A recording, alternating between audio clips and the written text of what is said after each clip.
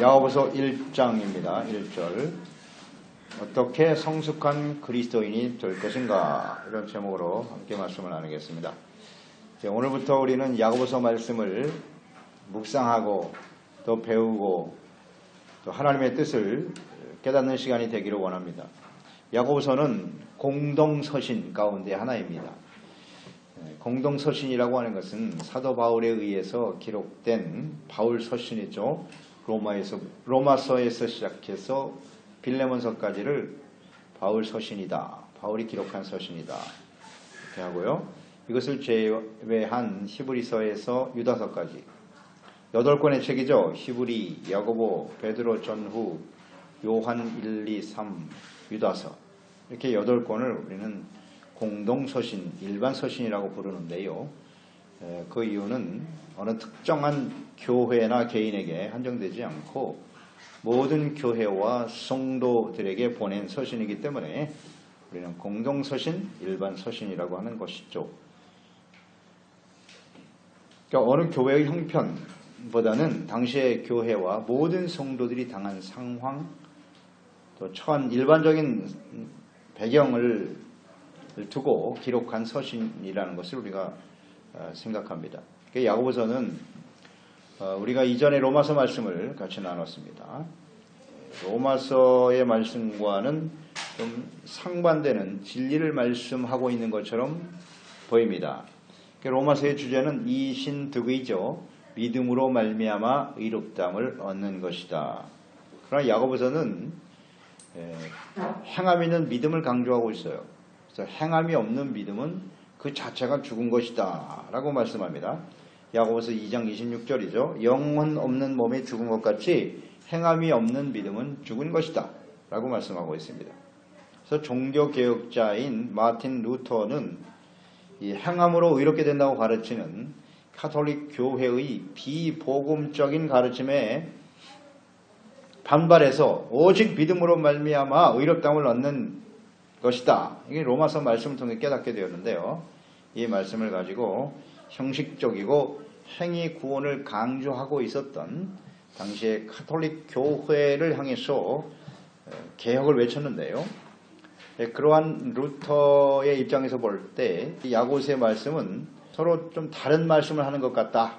먼저는 진리의 말씀으로 받아들이기는 굉장히 어렵다. 그렇게 보았던 것 같아요. 그 이유는 믿음으로 말미암아 의롭다함을 얻는 것은 그것이 이제 복음의 핵심인 건 사실인데, 이 복음의 말씀을 가지고 당시에 카톨릭과 싸울 때 이 카톨릭 교회의 신부들이 이 사도 바울이 말하는 로마서의 핵심 주제인 이신득의를 가지고 나왔을 때 이 카톨릭 신부들은 이 야고보서 말씀을 가지고 대적했어요.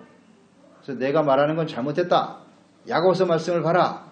그래서 행위 구원은 이것을 계속 강조했던 것이죠. 그렇기 때문에 루터는 야고보서에 대해서 아주 호평하기를 이 야고보서는 지푸라기 서신이다 이렇게 말했어요. 그러니까 전혀 가치가 없는 서신이다 라고 말했던 것이죠. 당시 가톨릭 교회와 신부들이 이 야고보서 말씀을 잘못 이해하고 있는 것이죠. 그래서 로마서와 상반된 것인 것처럼 주장이 있기 때문에 아마 이렇게 표현했을 것입니다. 과연 야고보서가 진정 가치 없는 서신일까요? 성경 66권은 모두 다 하나님의 말씀입니다. 로마서와 야고보서가 서로 다른 말씀을 하고 있는 것인가? 그렇지 않습니다. 로마서를 우리가 쭉 말씀을 나눴죠. 로마서 1장에서 11장까지의 내용은 이신득입니다. 믿음으로 의롭다함을 얻는 것이고, 그 다음 12장부터 16장까지의 말씀이 바로 그러면 믿음으로 의롭다함을 얻은 사람들은 어떻게 살아가야 하는가에 대해서 분명히 말씀하고 있죠. 로마서 16장 마지막 부분이죠. 로마서 16장 26절에 보면 이제는 나타내신 바 되었으며 영원하신 하나님의 명을 따라 선지자들의 글로 말미암아 모든 민족이 믿어 순종하게 하시려고 알게 하신 바 그 신비의 계시를 따라 된 것이다. 복음을 이렇게 증거하고 있지 않습니까? 모든 민족이 믿어 순종하게 하시려고, 믿어 구원받게 하시려고 아니라 믿어 순종하게 하시려고 이 복음을 우리에게 듣게 하시고 예수 그리스도를 보내셨다는 것이죠. 구원이 아닌 순종. 왜 구원 대신 순종이라고 하는 단어를 썼을까요? 로마서의 마지막 부분에 그러니까 복음은 모든 사람들이 믿어 구원을 받게 하시는 것이지만, 믿음으로 의롭다함을 얻고 구원받는 것이지만 구원은 끝이 아니라는 것입니다. 그것은 새로운 시작이고 구원받은 이후에 하나님의 말씀에 순종하며 살아가는 의와 거룩한 삶으로 이어져야 한다 하는 것을 강조하기 위해서 이 로마서 마지막 부분에 믿어 순종하게 하시려고 하는 말씀을 기록하는 것이죠. 따라서 로마서의 말씀과 행함이 없는 믿음은, 죽은 것이라고 하는 야고보서의 말씀은 서로 상반되지 않습니다. 그래서 의롭다함을 얻고 구원받았다고 하지만 생활 속에서 하나님의 말씀을 순종하지 않는 행함이 없는 거짓 믿음, 가짜 신자들이 너무나 많은 이 시대를 살아가고 있는 우리가 반드시 꼭 묵상하고 귀를 기울이고 배우고 교훈을 얻어야 할 말씀이 바로 야고보서인 것입니다. 오늘 이 시대에 꼭 필요한 말씀이죠. 그러니까 성숙하지 못한 그리스도인들을 향해서 외치시는 하나님의 말씀인 것이죠. 그래서 우리는 야고보서 말씀을 통해서 내가 진짜 그리스도인인지 가짜인지를 분명하게 깨우쳐주는 말씀인 것입니다. 그래서 야고보서는 그리스도인들의 영적인 건강을 체크해주는 말씀이에요. 영적 건강 검진의 말씀이 바로 야고보서다. 그러니까 우리가 병을 자세히 검진해주는 것이 MRI라는 것이 있잖아요. 자세하게 찾아내기 위해서. 그래서 야고보서가 바로 우리 그리스도인들의 영적 건강을 정확하게 드러내주는 영적인 MRI와 같은 것이 야고보서예요. 그래서 이 야고보서 말씀을 보면 우리 속에 숨겨져 있는 깨닫지 못하는 죄악들이 탁탁 튀어납니다. 다 깨우쳐져요. 일단 병이라는 건 발견을 해야 되잖아요. 그래야 치료가 가능하죠. 병을 알지 못하면 그것 때문에 사망에 이르게 되는 거예요. 그런 측면에서 야고보서 말씀은 아주 중요한 의미가 있는 것입니다. 그리스도인들에게 있어서 영적 건강의 기초는 믿음입니다. 믿음. 로마서가 믿음을 강조하고 있고 믿음으로 의를 얻는 것인데요. 믿음과 의가 없이는 절대 하나님 앞에 설 수 없거든요. 그래서 믿음이 그만큼 중요합니다. 문제는 이 믿음이 눈으로 볼 수 없기 때문에 그 믿음이 건강한지 병들었는지 진짜인지 가짜인지 잘 알 수가 없다는 것입니다. 그러나 사실 믿음이라고 하는 것은 보이지 않는 것이 아니라 눈에 보이는 것입니다. 보이는 것이에요. 그러니까 내 안에 진짜 믿음이 있느냐 가짜 믿음이 있느냐 무엇을 보면 아냐, 그 사람의 행실을 보면 아는 거예요. 말과 행실을 보면 그 사람이 가지고 있는 믿음이 가짜인지 진짜인지 알 수 있다는 것이죠. 그러니까 우리가 진정한 믿음, 참된 믿음을 가지고 있다면 우리의 삶은 반드시 우리가 믿은 대로 나타날 수밖에 없는 것입니다. 그래서 로마서 말씀이 율법을 지킴으로써 의에 이룰 수 있다고 주장했던 당시의 율법주의자들, 그들을 향해서 오직 믿음으로 의를 얻는 것이다 하는 것을 분명히 가르쳐주고 있다면, 이 야고보서는 이제 믿음으로 말미암아 의롭게 되어진 성도가 어떻게 살아가야 하는지, 그 믿음이 우리의 삶 속에 어떻게 나타나는가, 구체적인 삶으로 나타나는가를 잘 가르치고 있는 것이 바로 야고보서인 것입니다. 그럼 먼저 야고보서의 저자가 누구냐 하는 것이죠. 저자.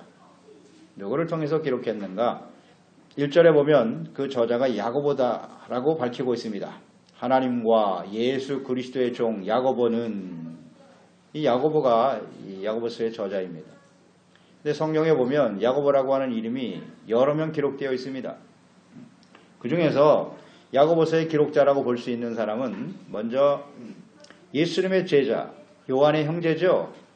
요한의 형제인 야고보가 있습니다. 야고보는 제자로 부름받았고 예수님과 함께 직접 배우고 예수님이 행한 기사와 이적들, 하신 말씀들을 다 경험한 사람이죠. 그래서 예수님의 제자인 이 야고보가 이 야고보서의 저자일 수 있을 것이다, 그렇게 볼 수 있는데요. 그런데 예수님의 제자 야고보는 너무나 일찍 순교를 당했어요. 사도행전 12장에 보면 헤롯 왕이 요한의 형제인 야고보를 칼로 죽이는 사건이 벌어집니다. 이때는 예수님께서 부활하시고 복음이 전파되는 아주 초기였거든요. 초기였기 때문에 예수님의 제자였던 야고보가 이 야고보서를 기록했다고 보기는 참 어렵습니다. 신약 성경이 기록되기 이전에 야고보가 순교를 당했거든요. 그래서 이 제자 야고보는 이 야고보서의 저자라고 보기는 어렵다. 또 하나 예수님의 제자 중에 이 야고보 말고 또 다른 야고보가 있습니다. 그는 알페오의 아들 야고보라고 하는 사람이에요. 누가복음 6장 15절에 보면 마테와 도마와 알페오의 아들 야고보와 셀롯이라는 시몬과 여기 알페오의 아들 야고보가 또 나오고요. 또 마가복음 15장 40절에 보면 이 야고보를 작은 야고보다 이렇게 불려주기도 했어요. 멀리서 바라보는 여자들도 있었는데 그 중에 막달라 마리아와 또 작은 야고보와 요새의 어머니 마리아와 작은 야고보. 그런데 이 야고보에 대해서는 성경이 자세하게 기록하고 있지 않습니다. 그가 어떤 활동을 했는지 구체적인 기록이 없기 때문에 이 알페오의 아들 야고보도 또한 야고보서의 저자로 보기는 어렵다. 그리고 또 한 사람의 야고보가 나오는데 이것은 예수 그리스도의 친동생이죠. 친동생인 야고보입니다. 마태복음 13장 55절에 보면 이는 그 목수의 아들이 아니냐? 그 어머니는 마리아고 그 형제들은 야고보, 요셉, 시몬, 유다라 하지 않느냐 그랬어요. 그러니까 마리아가 성령으로 잉태되어 예수님을 이 땅에 출생한 이후에 난 자녀들이죠. 그 형제들이 바로 야고보, 요셉, 시몬, 유다입니다. 그러니까 이 예수님의 형제인 야고보, 이 야고보는 예수께서 부활하신 이후에 믿었던 사람이죠. 그러니까 예수님의 형제 중에 한 사람이라고 볼 수 있는데 이 야고보는 AD 62년에 순교한 것으로 전해지는데요. 그 순교할 때까지 예루살렘 교회의 지도자로서 활동을 했어요. 장로로서, 교회 장로로서 아주 중요한 역할을 했던 사람이죠. 이것이 성경에 자세히 나와 있습니다. 갈라디아서 1장 18절로 19절에 보면 그 후 3년 만에 내가 사도 바울이죠. 게바를 방문하려고 예루살렘에 올라가서 그와 함께 15일을 머무는 동안에 주의 형제 이렇게 나옵니다. 주의 형제 야고보 외에 다른 사도들을 보지 못하였노라. 갈라디아서 2장 9절 또 기둥같이 여기는 야고보와 게바와 요한도 내게 주신 은혜를 알므로 나와 바나바에게 친교의 악수를 하였다. 기둥과 같이 쓰임받았다. 주의 형제, 예수님의 형제인 야고보가 이렇게 중요한 초대교회 역할을 감당하고 있었다는 것이죠. 그러니까 마리아를 통해서 태어난 예수님의 형제인 야고보가 그래서 야고보서의 기록자다라고 보는 것이 타당하다는 것이죠. 우리가 이 저자에 대해서 관심을 가져야 하는 이유는 성경 자체가 하나님이 기록하신 기록자는 하나님이시죠. 근데 그 하나님의 말씀을 누가 기록했느냐, 누구에 의해서 기록했느냐 하는 것은 사실 중요합니다. 중요한 의미를 가지는 이유는 하나님께서 누구를 통해서 기록하였는가, 그 기록자가 하나님과 예수 그리스도를 믿고 구원받은 온전한 그리스도인이냐 하는 것이 매우 중요합니다. 기록자가 복음에 대한 이해가 없고 하나님과 예수 그리스도를 인격적으로 만나지 못한 사람이 만약에 기록을 하게 된다면 그것은 진리라고 받아들이기가 어렵습니다. 그러니까 예수님 당시에 초대교회 당시에 예수님을 보면서 또 이 복음의 말씀을 들으면서 많은 사람들이 글을 기록해 놓았습니다. 많은 사람들이 기록해서요. 하지만 그 기록한 사람들이 진정 예수 그리스도 하나님을 만난 사람이냐 그렇지 않느냐에 따라서 다른 내용이 나올 수 있다는 거죠. 이 기록한 사람이 진정 하나님의 말씀과 성령으로 거듭난 사람이 아니라면 그 사람이 기록한 것은요, 그저 하나의 역사적인 기록일 수는 있을지 모르나 하나님의 진리의 말씀이라고 볼 수는 없는 것이죠. 그런 측면에서 이 성경의 기록자가 누구냐 하는 것은 매우 중요한 의미를 갖는다는 것입니다. 그러니까 예수님의 동생 야고보를 본선 서신의 기록자라고 볼 때 우리는 여기서 특이한 사항 하나를 발견할 수 있습니다. 그것은 야고보가 자신을 소개하는 내용인데요. 자신을 소개하면서 예수 그리스도의 동생 야고보라고 소개하는 것이 아니라 하나님과 주 예수 그리스도의 종 야고보 이렇게 소개하고 있다는 것입니다. 만약 그가 자신을 예수님의 동생 야고보라고 밝혔다면 사람들이 얼마나 그를 더 우러러 보았을까요? 그렇게 기록할 수도 있지 않습니까? 주의 형제라고 사도 바울도 말했는데 예수님의 동생인 야고보가 이렇게 기록할 수도 있는데 그렇지 않았단 말이죠. 오늘날 사람들은 혈연, 지연 등을 이용해서 얼마나 자신의 가치를 높이려고 합니까? 혈연, 지연이 굉장히 중요하죠. 이렇게 기록할 만한데 그렇지 않았어요. 그 누구보다도 야고보는 한 어머니 밑에서 태어났기 때문에 예수님을 잘 알고 있죠. 어려서부터 함께 자랐으니까요. 그와 똑같이 어린 시절을 보냈고 또한 예수님이 다른 사람들과 전혀 다르지 않는 참 사람이심을 알고 있었단 말이에요. 평범한 인간임을 너무도 잘 알고 있었다. 예수님에 대해서 누구보다도 잘 알 거예요. 장단점도 잘 알 것이고 어떤 특성을 가지고는 잘 알고 있었단 말이죠. 그런 그가 예수님을 하나님과 동등되게 여기고 있다는 거죠. 예수님은 하나님과 주 예수 그리스도의 종 야고보 그랬어요. 육체적으로 볼 때는 자신의 형인 예수님을 형이라고 부를 수 있을 텐데 그렇게 말하지 않아요. 그렇게 하지 않고 자신은 바로 주가 되시는 예수 그리스도의 종이다. 이렇게 고백하고 있다는 것이죠. 그러니까 예수님께서 하나님의 아들이시고 그리스도이심을 깨닫고 믿은 야고보는 결코 예수님을 자신의 육체적인 형이다 이렇게 말할 수가 없었던 거예요. 그래서 혈연관계인 형이라고 여길 수 없었다. 여기서 우리는 이것을 주목하게 되는 거예요. 만약 야고보가 이 서신을 기록하면서 자신을 예수님의 동생 야고보라고 소개했다면 그가 기록한 말씀에 대한 신뢰가 반감되었을 수도 있었을 것입니다. 혈연을 강조하고 그런데 그렇지 않아요. 야고보는 예수님은 주요 나는 그의 종이다. 이렇게 분명히 고백하게 되었다는 거죠. 야고보서 2장 1절에도 보면 내 형제들아 영광의 주 곧 우리 주 예수 그리스도에 대한 믿음을 너희가 가졌으니 계속 주로 고백하고 있어요. 예수님을. 그러니까 야고보는 예수님과 함께 성장하면서 예수께서 영광의 주가 되심을 사실은 잘 몰랐어요. 알지 못했습니다. 예수님을 믿지 않았어요. 그 형제들이 너무나 인간적인 예수님만 바라보고 있을 테니까. 그래서 예수님께서 공생기간 동안에 활동하실 때 예수님이 하시는 말씀과 그 역사들을 보면서 야 우리 형이 혹시 미친 거 아니야? 이런 생각을 했던 사람이에요. 야고보가. 이상하다. 우리랑 같이 자랐는데 갑자기 하나님이라고 말하고 그 하는 기사와 이적들을 보면 이게 보통 일이 아니거든요. 그래서 미쳤다 그랬어요. 예수님을 잘 믿지 않았다고요. 예수님이 죽으시고 부활하신 후에 비로소 그 형제들도 예수님이 평범한 나의 형제와 사람이 아닌 하나님의 아들 그리스도이심을 깨닫게 되었다는 것이죠.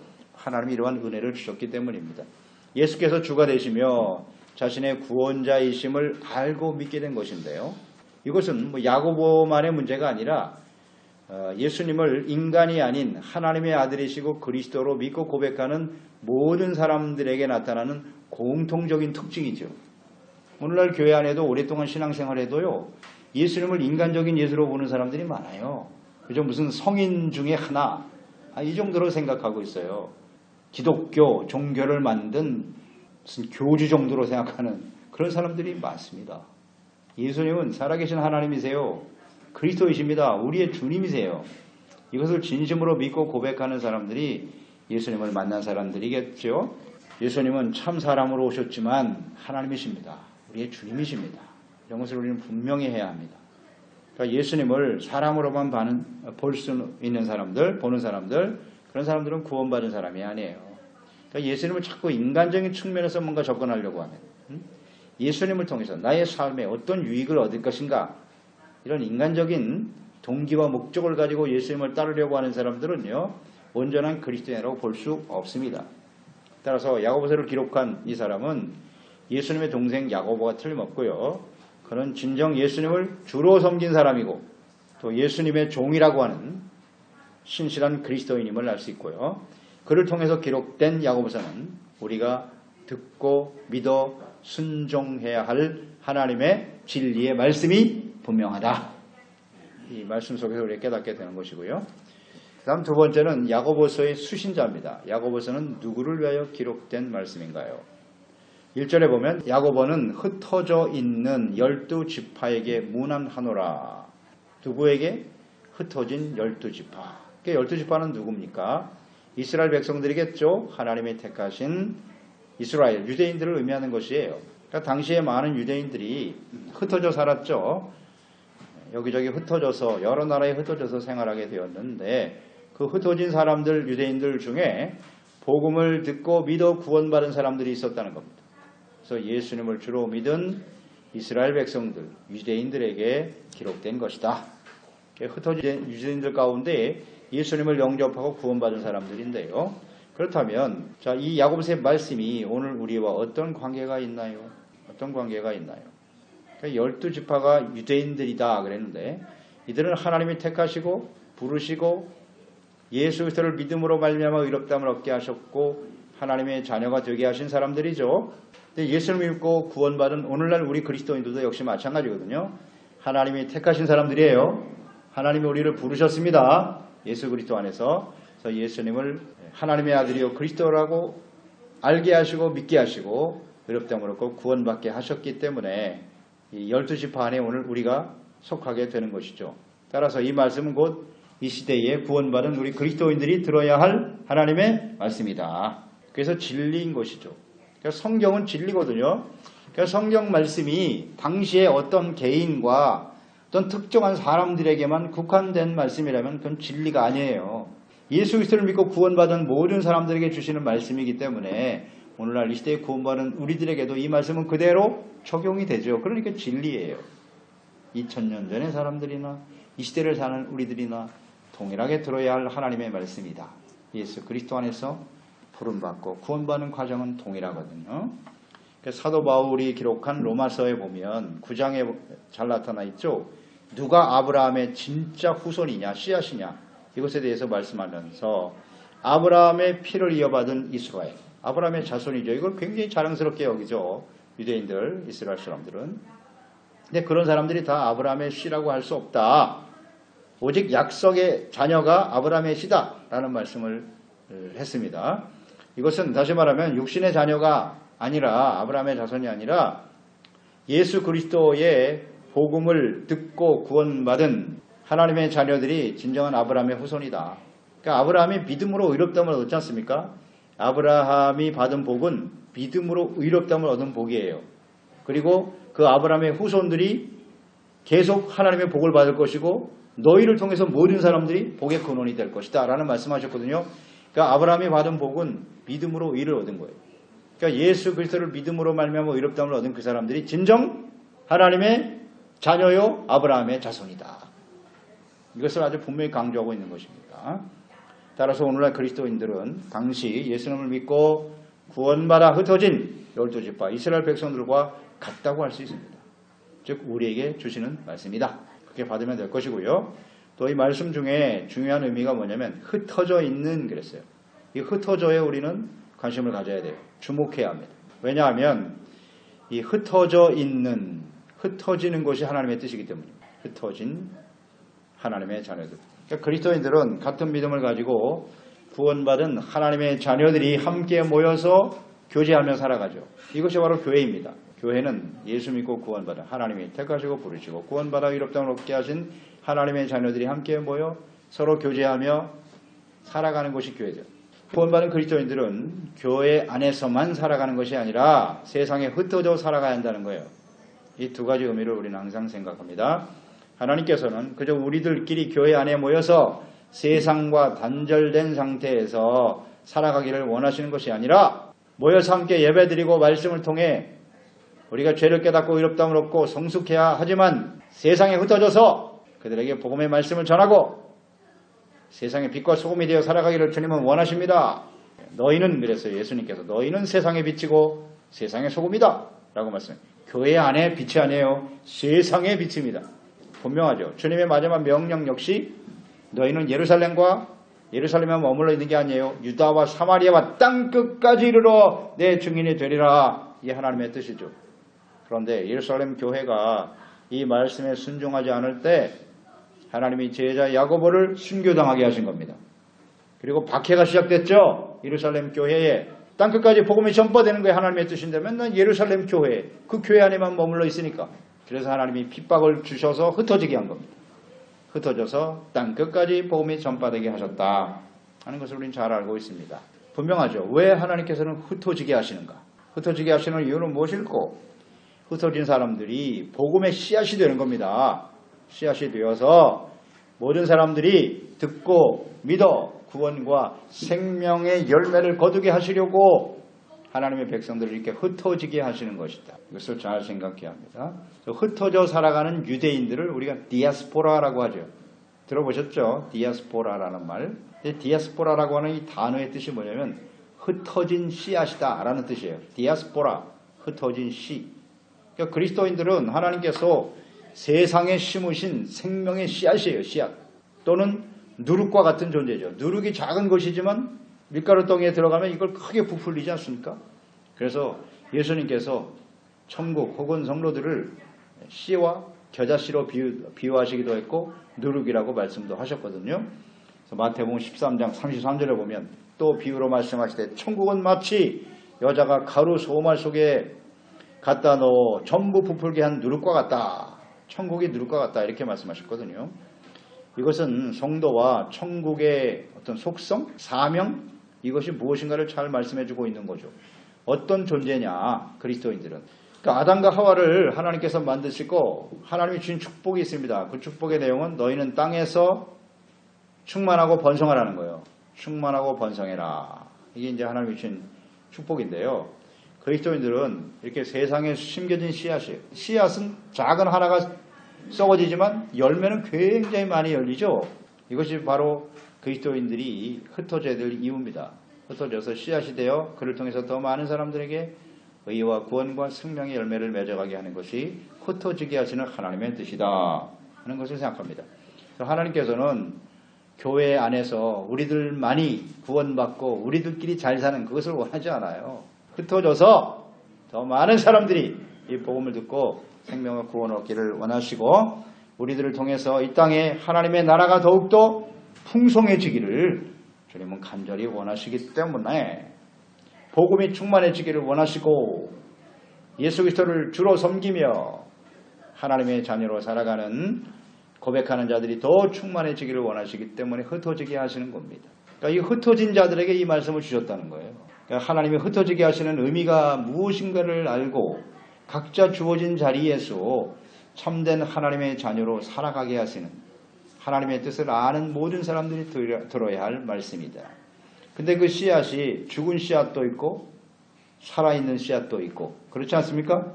우리가 씨앗을 심어보면 그 씨앗이 다 100% 싹이 나느냐? 그렇지 않아요.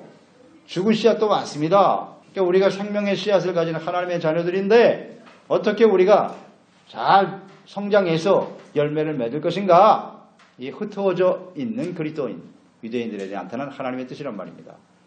그러니까 우리가 야고보서 말씀을 통해서 함께 묵상하면서 우리가 씨앗이라고 하는 존재의 의미, 살아있느냐 죽어있느냐 굉장히 중요한 의미입니다. 그래서 우리가 잘 깨달아야 한다는 것이죠. 그래서 교회는 모이는 것도 중요하죠. 함께 모여서 예배드리고 말씀 배우고 중요한데요. 모여만 있어서는 안 되고 흩어지는 것이 교회의 중요한 역할입니다. 사명이라는 걸 잊지 말아야 돼요. 하나님께서 우리를 택하시고 부르시고 구원하신 목적이 무엇이냐? 세상 사람들에게 조롱당하고 세상에 속해서 욕심에 이끌려서 성공과 부와 명예를 누리며 살아가도록 하신 것이 아닙니다.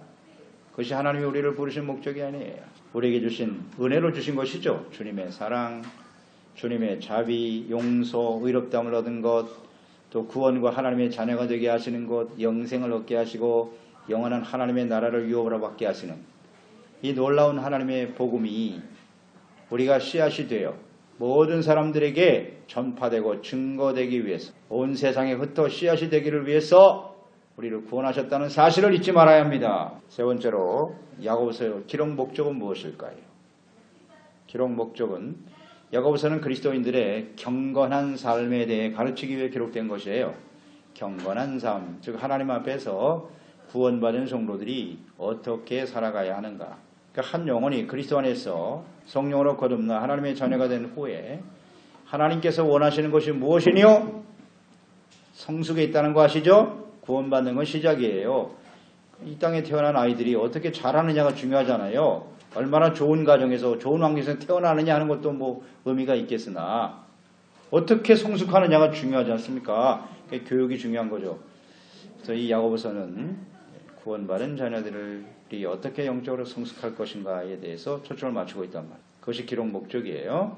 야고보서에서 많이 나오는 단어 중에 하나가 뭐냐? 온전하다는 말이에요. 온전하다. 많이 기록되어 있어요. 1장 4절에 보면 인내를 온전히 이루라. 또 1장 17절에 보면 온전한 선물이 위로부터 내려온다 그랬고요. 3장 2절에 보면 우리가 다 실수가 많으나 만일 말에 실수가 없는 자면 곧 온전한 사람이다. 이 온전이라는 단어가 많이 나오죠. 이 온전이라고 하는 말은 예수님께서 직접 하신 말씀이에요.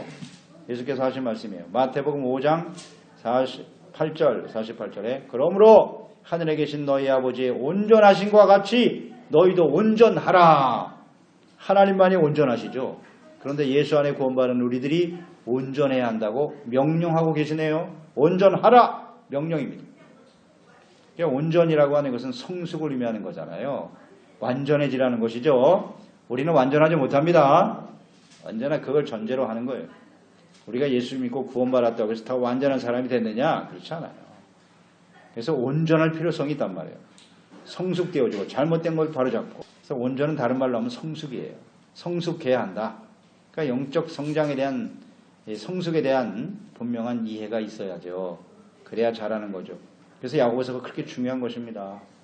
그러니까 야고보서는 그리스도인들이 어떻게 온전하고 성숙한 사람이 되어야 하는가 여기에 대해서 아주 구체적으로 말씀해 주고 있습니다. 그래서 야고보서 말씀을 묵상하면서 우리의 심령이 또 우리의 삶이 더욱더 온전한 모습으로 성숙해지고 성숙해지는 만큼 하나님께서 우리에게 더 많은 것을 맡기시겠죠.